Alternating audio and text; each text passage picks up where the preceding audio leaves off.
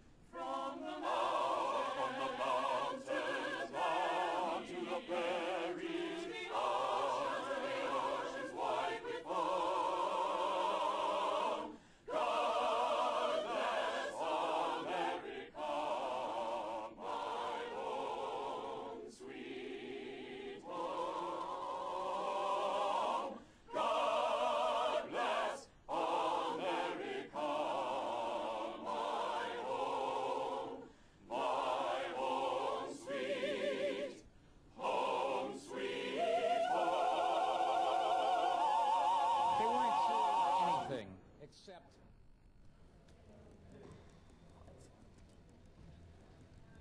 you saw the mayor there of New York, and pictures here of the President of the United States with the Vice President Dick Cheney observing a moment's silence in memory of the many thousands of people who died during the terrorist atrocities of 9/11/2001. Tim?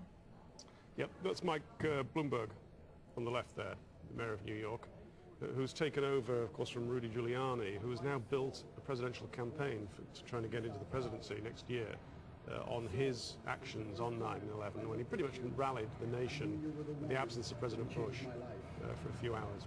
You became my wife and the mother of our children, Alexis and Shayla. You gave me what I could not find anywhere else, true love.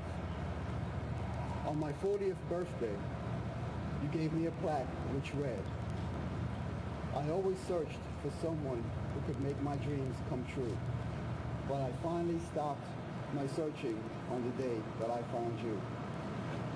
Well, honey, those words mean more to me now than they meant back then. But more important than what I feel are the words that came from our daughters. This is what they wrote to you. I imagine you always at our side, even though you are far from us. Time passes, but the memories of you, full of love, will be our best guide. We love you, Mommy. So, our family will never feel complete again until God reunites us in heaven. I would now like to thank my family, Mayor Bloomberg, Commissioner John Doherty, Borough Commissioner Phil Marino, and my extended family, the New York City Department of Sanitation, for all the support they have given me and my daughters over the past few years. I thank you.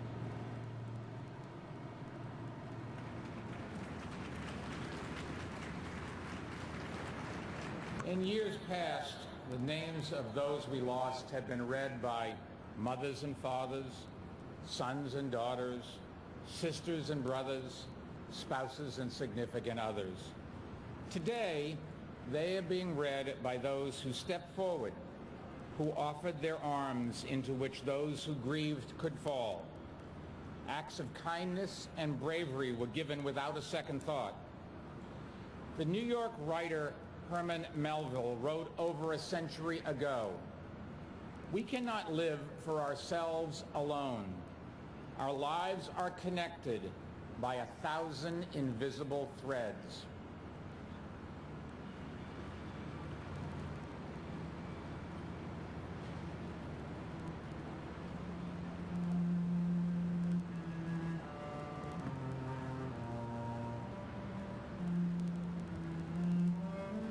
Gordon M. Ameth Jr. Edelmiro Abad. Maria Rose Abad. Andrew Anthony Abate. Vincent Abate. Lawrence Christopher Abel. Alana Abraham. William F. Abrahamson. Richard Anthony Aceto. Heinrich Bernhard Ackerman. Paul Aquaviva. Donald Leroy Adams. Patrick Adams. Shannon Lewis Adams. Stephen George Adams. Ignatius Udo Adanga. Christy A. Adamo. Terrence E. Adderley Jr. Sophia B. Ado. Lee Adler. Thomas Daniel